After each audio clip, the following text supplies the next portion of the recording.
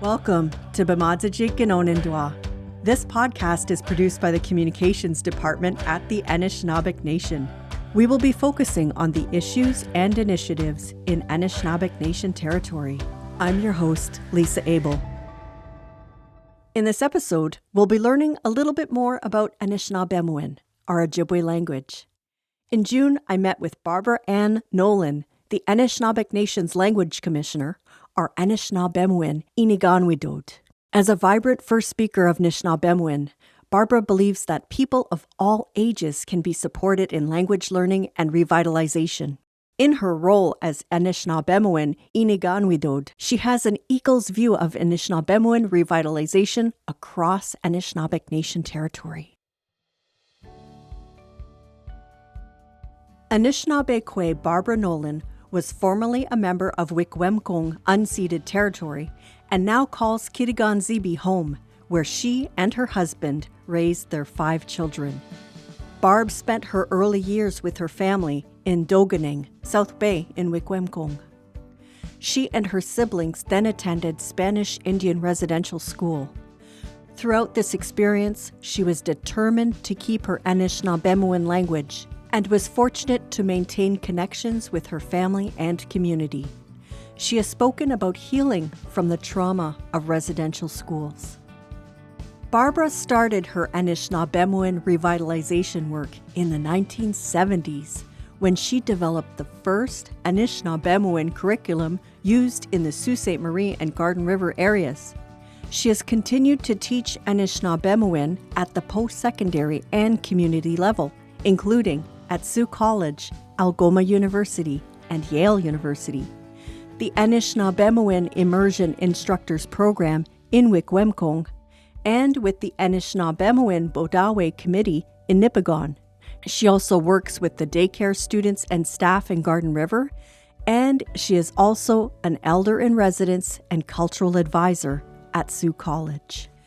Barb has created language lessons and videos in collaboration with Mamaweswin North Shore Tribal Council, the Young People's Theatre, and the National Center for Collaboration in Indigenous Education. Her website, barbaranolan.com, hosts a number of immersion instruction videos she created with John Paul Montano, using storytelling as a mode of instruction. Barb has served as the Anishinaabeg Nation's Anishinaabemowin Iniganwidod since 2020. In this role, she advises the nation's leadership on implementing strategies in the areas of language, culture, and Anishinaabe governance. In 2021, Barb's contributions were recognized with 2 special awards: the Ontario Arts Council Indigenous Arts Award for her lifelong work to revitalize Anishinaabemowin, and the Sault Ste. Marie Medal of Merit. In addition to her many roles as an elder, commissioner, teacher, and advocate, she is now collaborating with Ezbike, an Anishinaabe teacher in Walpole Island First Nation, to create an Anishinaabemowin video series for children. The first 10 videos feature Barb leading the viewers through adventures and activities in the language, all against an animated background. Barb also has an enthusiastic following on TikTok.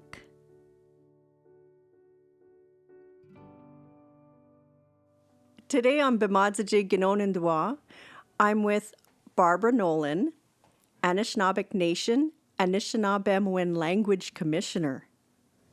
Welcome to the podcast, Barbara. Aha. Jitaruin kwetona. I'm ready for your questions, to answer your questions. Miigwech. Let's start for our listeners, if you'd like to tell us a little bit about yourself, where you're from, and what kind of things you're doing. Barbara Ann Nolan, Nishnikas, no Nishnabe Noswin Shwigot ni Wabagan Quen, they go Makwando Dem, Kitkansi being the da, Wikwemkong ibn Jabanaba, Mudi ni Ganche Big Cognegwa, Wikwemkong. So I live in Garden River, but I'm a past member of Wikwemkong till I got married, and then, they send you off to your wherever is your husband from. Then we lived in Toronto for a bit, And then we moved to Garden River in 1970 and built a home there and raised our children there, 5 kids. They're all grown now. Yeah, I've lived in Garden River till 1970 and got interested in language in 73 when I worked with children from the reserve that went to school in town of Sault Ste. Marie. And I noticed that the kids were not interested in taking French as second language, because they said, we're not French, and they wanted to learn their own language. So we developed a curriculum, which I asked the French teacher if I could borrow her book. So I took a look at her book and, everything there. So I kind of modeled the first curriculum written for Anishinaabe as second language, Native as second language, in 1973. So that's how long it's been around, but the curriculum has changed and it still needs to be updated because it's kind of old, that old curriculum. And then I went on to work as the counselor in Garden River, like a student counselor. And after that, in 1985, I acquired a job at Sault College as a counselor. And I stayed there for 15 years. And then language was pulling me. Language was pulling me to do work with language. And at the same time, the college was downsizing their staff. So they were offering this big package to anybody who wanted to apply to retire. And they approved my retirement package. And because language was pulling me, ngiwi kabin godnwe dinwewin, winenakit ma panege go nwewin ni king. Then I got hired at Bay Mills Community College to work with their language program, which they turned to an immersion program rather than a teaching program. And so I worked there until 2010 when I got sick. I almost passed away. But I really attested to this doctor that saved me from that. And 2 months in the hospital, and then I didn't go back to work at Bay Mills. They did come looking for me after a while and asked me if I wanted to go back, and they wanted to give me an administrative job. I said, I'm not an administrator, I'm an immersion instructor. So that was that. So I didn't go back to Bay Mills. So since then, I've been doing my own thing. Ning dan ki kishap binochiak en jignoen gaswat. Miudenchinak ya niod bagiswan en kishap. So I have a job as it's a language person, I guess, to speak language to the kids at the daycare in Garden River. And I've been doing that almost 10 years, 4 hours a day in the morning. So if I have these children from 10 months, I think they can take the kids 10 months to maybe 3.5 by the time they go to school. So I have to go from classroom to classroom and just play with the kids with whatever they're doing. I do whatever they're doing. If they're playing ball, I play ball. If they're playing with cars, I play with cars. And all the while, I'm speaking the language to them. So I take a real interest in the kids. And then aside from that, I do other things if I'm asked to go and speak somewhere. So I've done workshops in different communities, like if they have something going on, Mi'kma'ki, and they invite me to go and speak. So those are some of the things that I do now. I even, last year and this year, Rama, Ogimawa Tribal Council, they've asked me to go to their language conference that they had last year about the same time. And then this year, just a couple of weeks ago, I went to Rama. And I MC the whole conference in the language because it's a language conference. Yeah, so that's one thing that I've done. And also I go to various communities that are within our Anishinaabe Nation or elsewhere, I guess, if the requests come in. And so that's what I do. You've been keeping pretty busy in the language since 1973. Oh, yeah. Ngat batad man de beshik up to gong geek chenendam yang jegwa de Wikwem Kong. This I was approached by Wikwem Kong in the Schnabemwin department to go and teach fluent speakers. So I had to develop a little program, and it was supposed to be just 1 week intensive. So I developed a program. Part of it was content instruction. I would teach them something. I don't get them to get textbooks and all that, but it's just something that I think they need to know. They need to know something about language revitalization. They need to know something about second language acquisition, just little things like that they need to know. How does a person acquire a second language? So those are the types of things that I have in the content instruction part. The other half is for them to start to be comfortable in speaking the language all the time. So I teach this program in the language. That's just how it goes. Well, no reason to speak English in our class because everybody's fluent. We even laugh in the language. Oh. Maybe it is a different laugh. I don't know. The language. So it seems like you've worked with a lot of different age groups too, right? So you're mentioning you worked with elementary school children who wanted to learn their language.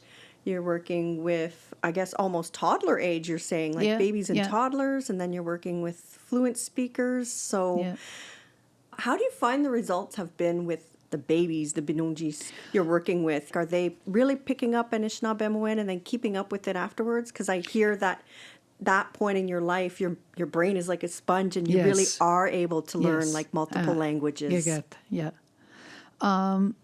Well, I'll tell you what happened one time.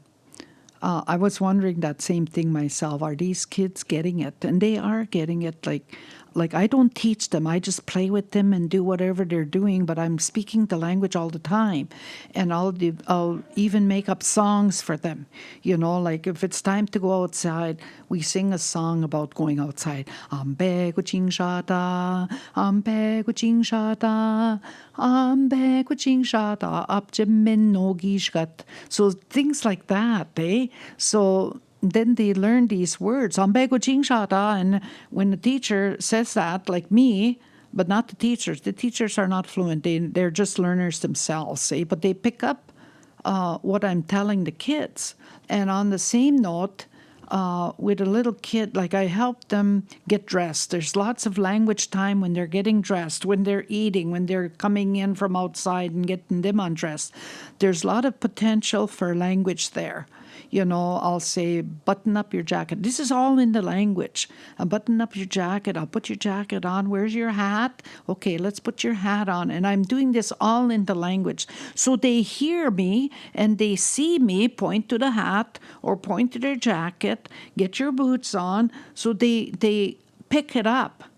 Well, anyway, I was getting these kids ready to go outside. I'm not the only one. The teachers are also getting them ready, But me, I'm speaking the language to the kids. And then one time I was getting this one kid ready. And then this little guy walks by, and I said, Harry, api sheshain. And the little guy turns around, looks at me. He says, Kuching, as if to say, don't you know I'm going outside? And he said, Kuching. And I thought, oh, my God, he's picking this up. So that was one example. And I like to bring that up because, that's when you see the results of your speaking the language to them all the time.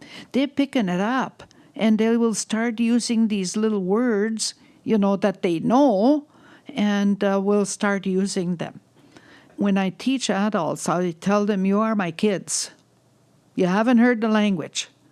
The adult students, then I said, you're my babies. I'm going to speak the language to you all the time, and I do it through storytelling because my class is maybe an hour long, and so I tell 2 stories, maybe one story that might be 40 minutes long, and then question and answer after that. They can answer in English because we have to embrace their first language. Like that wasn't done That didn't happen in residential school.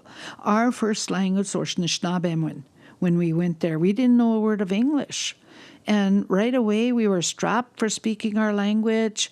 Every time I got heard of speaking my language, I would get the strap.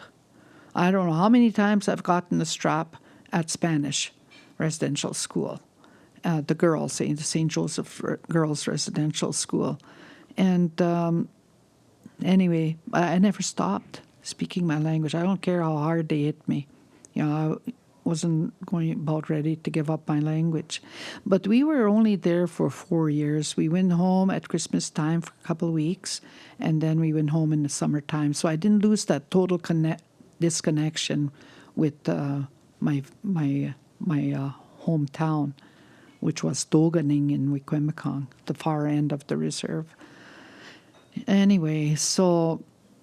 Were you able to continue speaking the language when you were at home? Yes, yeah. And in school, too, once we started school in Kaboni. But we sounded different to our peers because we were fluent in English, too. So they kind of laughed at us. Our friends would kind of laugh at us because we kind of sounded different accent when we're reverting back to our Nishnabemwin language. And but it worked out good.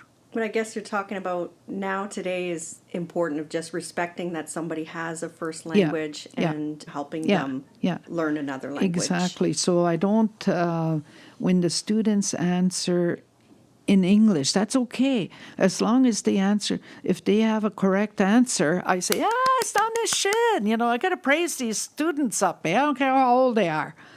They've answered it right. That's the main thing. Whatever language they answer in, that's secondary. And so that's what I do in my language classes. Mm-hmm.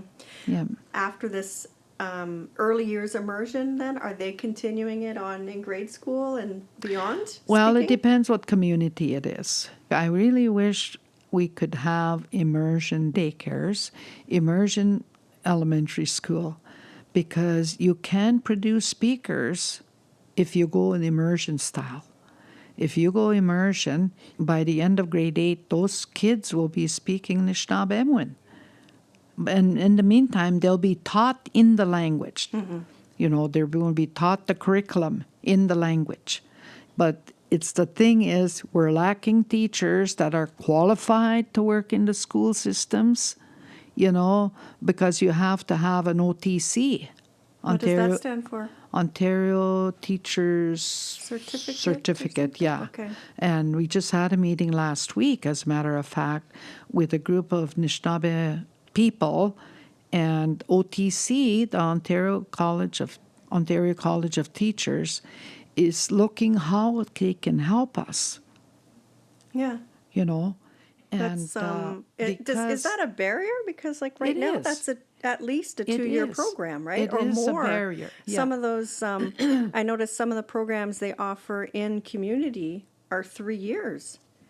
So how? Yeah. That's a lot of. Yeah, and you don't want to put fluent speakers. Now think, they're all older. They don't want to go to school for 3 years and be taught all these courses. They already know the language. That should be enough. Yeah. And if they they've probably raised their own kids. So they know a little bit about child behavior, and so, don't put them through that extra. Because that's kind of asking our language speakers to learn from another external education system to come back and teach in our communities instead of us teaching the way we want to teach in our own way, in our own Anishinaabe way in our communities. And that's what I think, that we have to develop our own teacher certificate program. We have to develop it ourselves and then present it to the Ontario College of Teachers and see if they'll accept it. They better accept it too, because this is what we want our speakers to know. And it could not be a whole 2-year program. No, no, that's too long. We need them now, you know. So there's a real, I'm hearing a sense of urgency in your voice there. Yes. Yeah. Why do you feel it's that urgent? Because we're losing language speakers every day. They're dying. Our speakers are at the age where we could die anytime. Like for myself, I'm up there in age. I'm past 3/4 of a century. I'm past that by 2 years, 2.5 years to be exact. And then I hear this lady passed away, and fluent speaker. My own sister, she died of cancer in April last year. Oh, I'm sorry to hear Yeah, that. and she was a fluent speaker. To die so young. She might have been only in her 50s, maybe, or early 50s. And what other kind of supports do you feel like the fluent speakers need to be able to go out and teach out in the community or in other settings? Yeah. Well, that's what I went to teach them in Wikwemikong. I had 4 cohorts over there. Each cohort had 15 students, and that's the most that I will take in my little program. It was supposed to be a 1-week immersive, intense program, but they said, no, we want 2 weeks. So they had 40 hours of training then. And in that training is where they would practice. They would practice doing things with kids, even though we don't have kids in our classroom. I said, just pretend we're kids, teach us something. Talk to us about something. And then they had to develop 15 to 20 minutes, kind of a lesson where they all speak in the language. Now, mind you, the last cohort I had in Wikwemikong, this one lady comes to me and she's, I don't know what to talk about. She says that to me in the language. And so I showed her the sheet that outlined the assignment. And in there, I outlined some of the topics that they could talk about: weather, they could talk about transportation, they could talk about anything, cooking, sewing. And she says, oh, I could sew. Oh. And I said, great. Okay, what do you sew? She says, I make ribbon skirts. Perfect. I says, you bring all the material that you need, like bring some material, bring a finished skirt or 2 to show after, and then you just go step by step. And she did that, and she did great. Yeah, so. You don't even know the gifts we have. I know, exactly.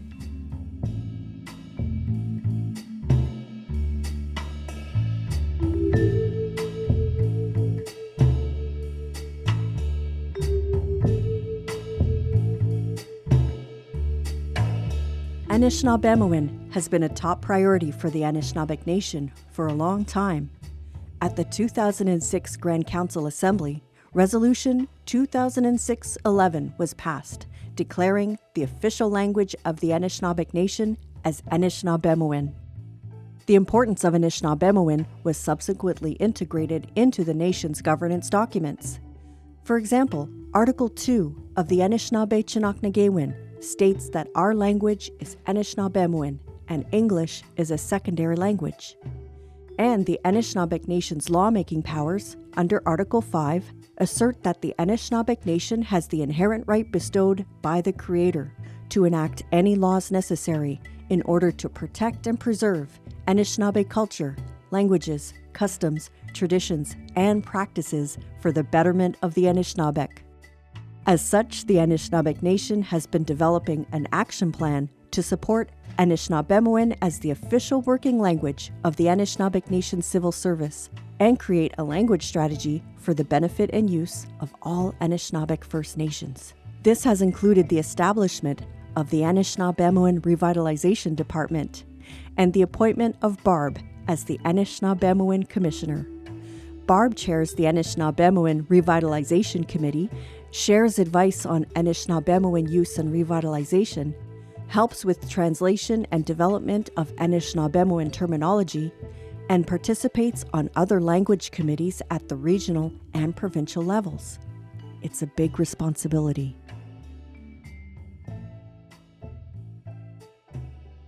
Let's talk about your work as the Anishinaabeg Nation Anishinaabemowin Commissioner. Tell us about how you came to be in that role and kind of what kind of things you're doing, because I'm imagining that your role as commissioner is related very much to what you're seeing in the communities with language revitalization. Yes. Well, I got a phone call from Glenn Hare, and he says, Barbara, your name came up to be appointed as language commissioner. I said, oh my God. And Glenn is a friend of mine. He's a good speaker. He said that my name came up to be language commissioner, and everybody was in agreement that I had the skills and the motivation or whatever they needed in a language commissioner. And the language commissioner is to help the Anishinaabeg Nation achieve one of their objectives that are in their governance structure, and that is under language and culture, to revitalize language, help the communities to revitalize the language within their 39 First Nations. And so I thought, well, okay, I could do that. So with the Anishinaabeg Nation, in their governance structure, that you could look at it and see what it says in there. And I've referred to it a number of times. And when I first got on as language commissioner, there was no terms of reference. So they develop a terms of reference, so you can look that up as well, because I don't remember what's all in there. So it's to help the communities revitalize their language. Like, we cannot dwell in the past. We can't say, well, my parents didn't speak to me in the language, and they're all. No, let's start from now. Let's be happy. We do have some speakers left. Let's be happy about that, and let's make use of these. So then the responsibility falls on us speakers to do something about it. Well, how am I going to pass on my language? That's why then that immersion instructor training for fluent speakers, that's where that came from, to teach the elders, to teach these individuals that are fluent speakers to get the skills that they need to go into the schools, because that's what they're doing over there in Wikwemkong, to hire these individuals that go through this program to sit with teachers in their schools. And they've got like 4 schools, plus the outlying communities, plus do other community work like the Anishinaabemowin department. They have Jacob Wemigwas runs that department, and they do immersion days in Wiki. On certain days, maybe on a Saturday, you can go and learn about something. And the teacher then is one of those graduates. So they're getting these little jobs out in the community doing community things. So it's all working out over there. And I also tell them, there is a need. There's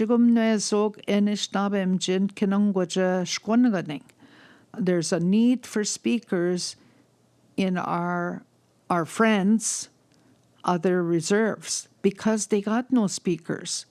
And I tell those communities, well, you got no speakers, or you got 2 speakers, but let's not stop there. Let's see if we can borrow a speaker from Wiki.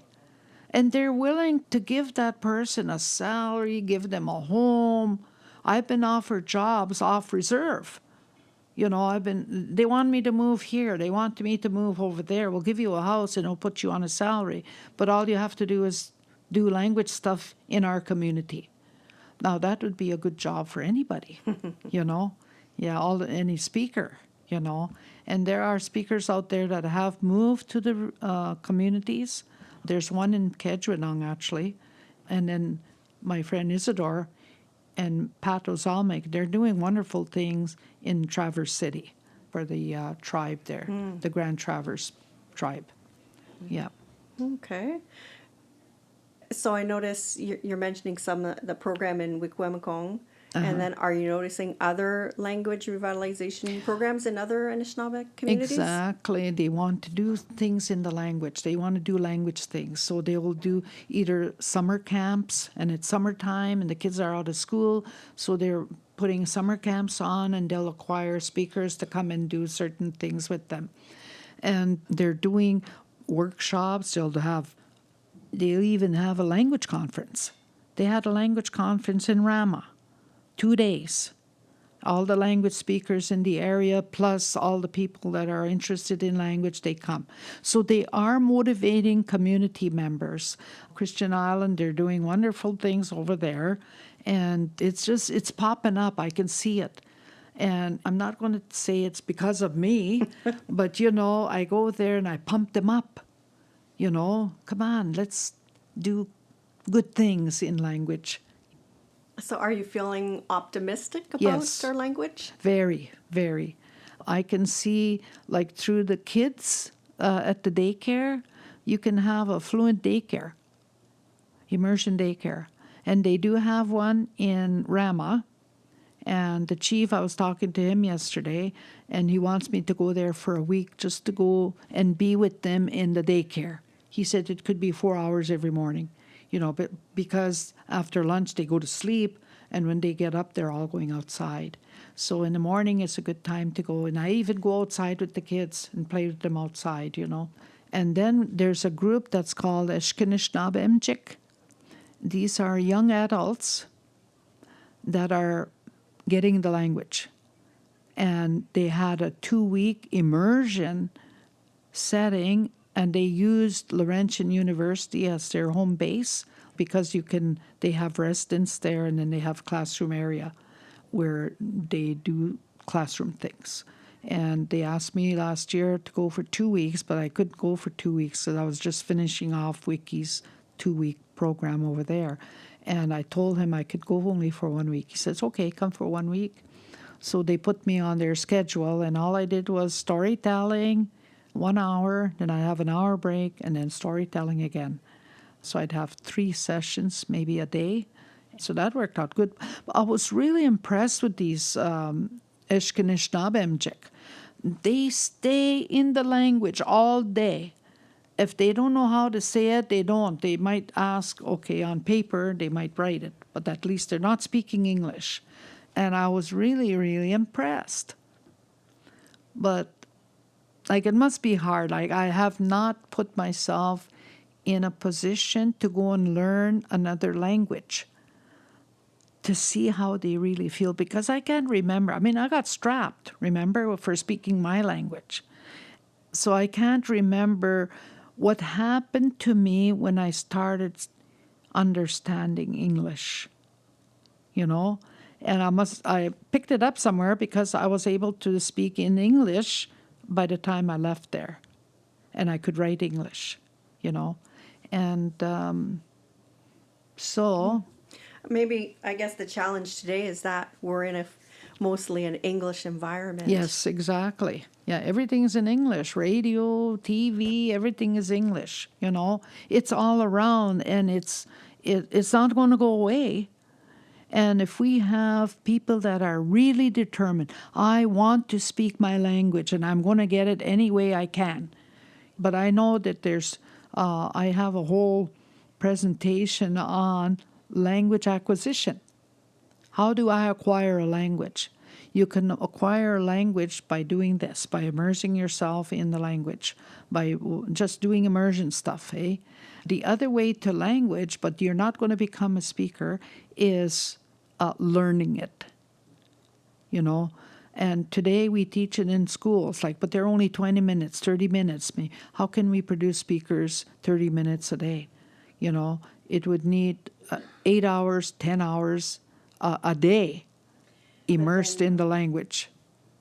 I guess you're feeling, though, technology is going to be a good part of it, though? Well, yeah, audio and video. Yeah, audio and video is good. They can watch. Yeah, they can watch and they can listen. They can get language wherever, however they can. And it's a good tool. Technology is a good tool because you can develop games in there, and kids like to play games. Learners like to play games. They need to be challenged, eh? So I'm not condoning technology at all. It is helpful, but we can't depend on it.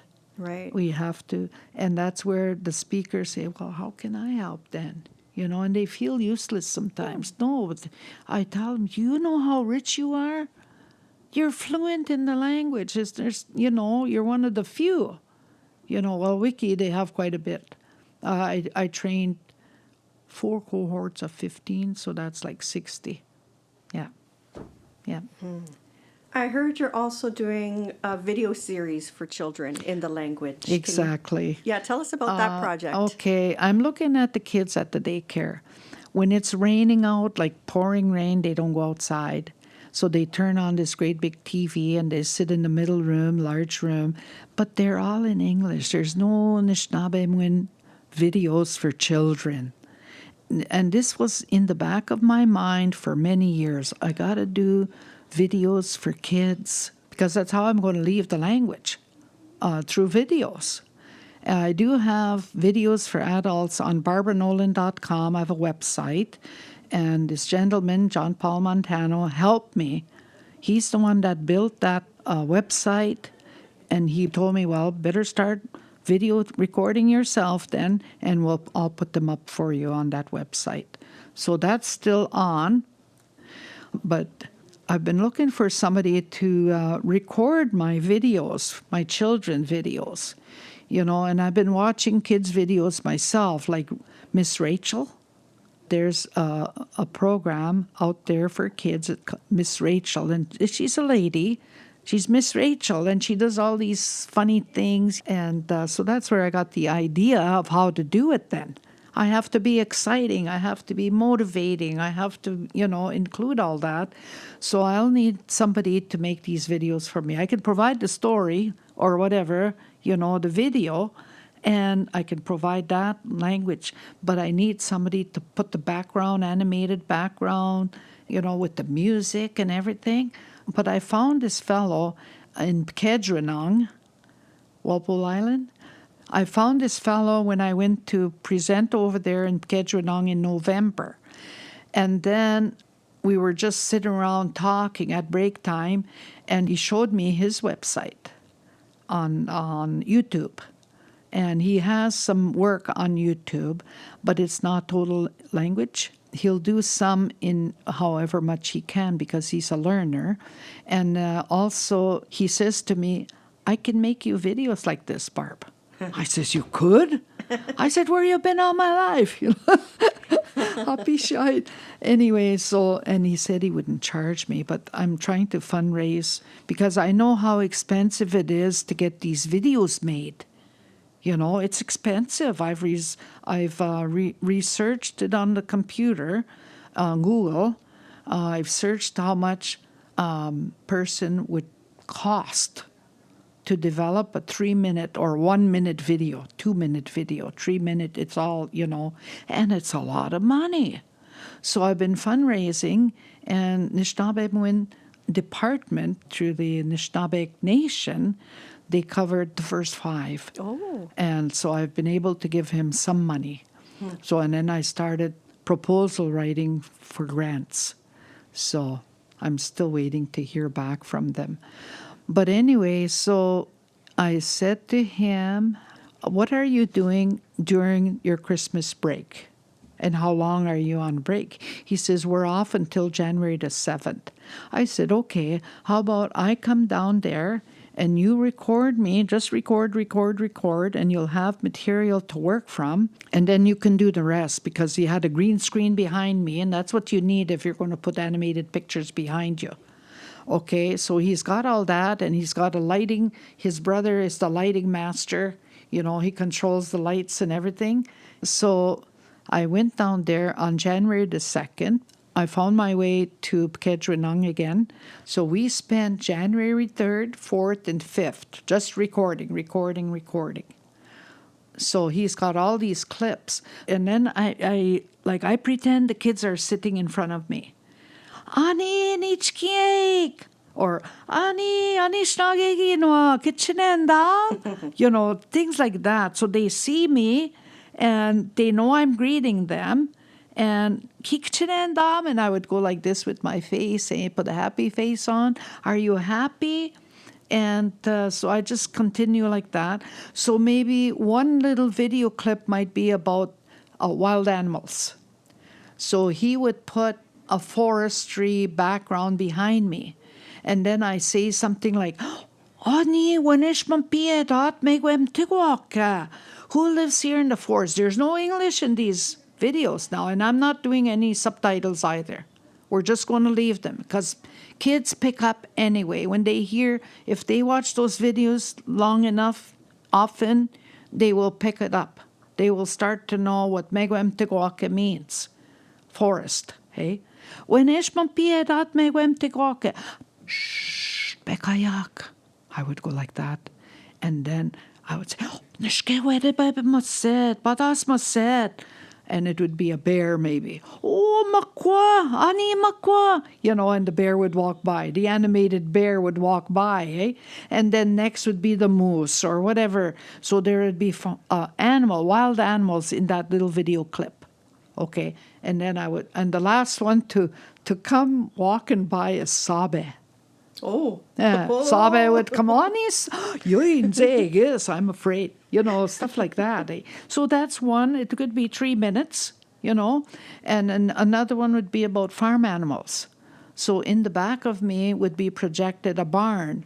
So I would say, when is naman pi okanaga mungen dat? You know, mando okanaga mek is a barn, eh, in the back. And who lives in this barn?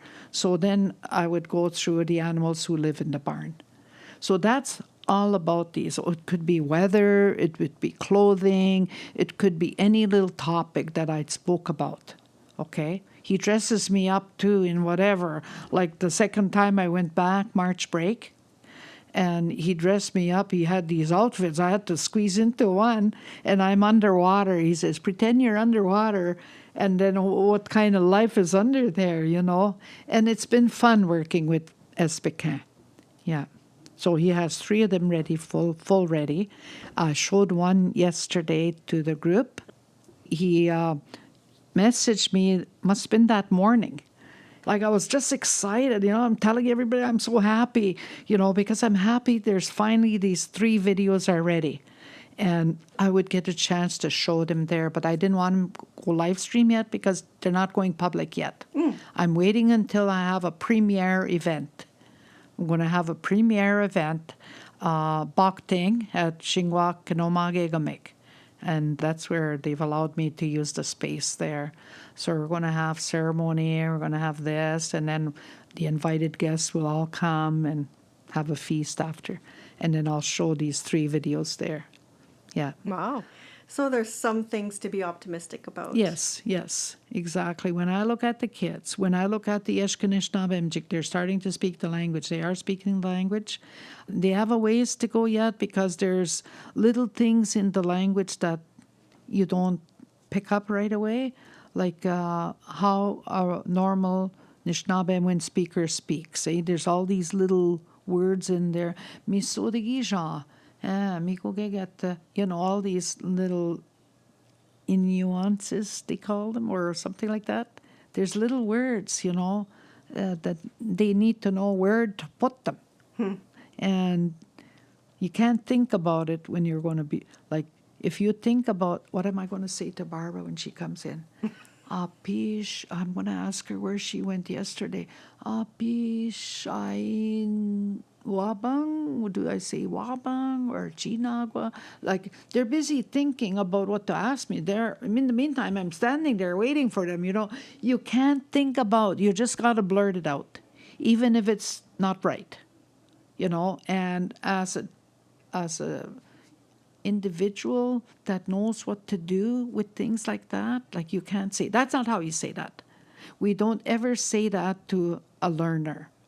Don't ever say, that's not how you say that. You know, don't ever do that because they'll close their doors and they'll say, oh, what the heck, I'm not going to learn this language. So kind, you know, and gentle kindness way. And gentle, love, gentleness, and kindness. That's what we have to put in with our work. Yeah. Well, I think we'll end here for now. Uh-huh. So miigwech for really sharing your knowledge and insights today with us, Barbara. Miigwech. Nahaw. Pamamino.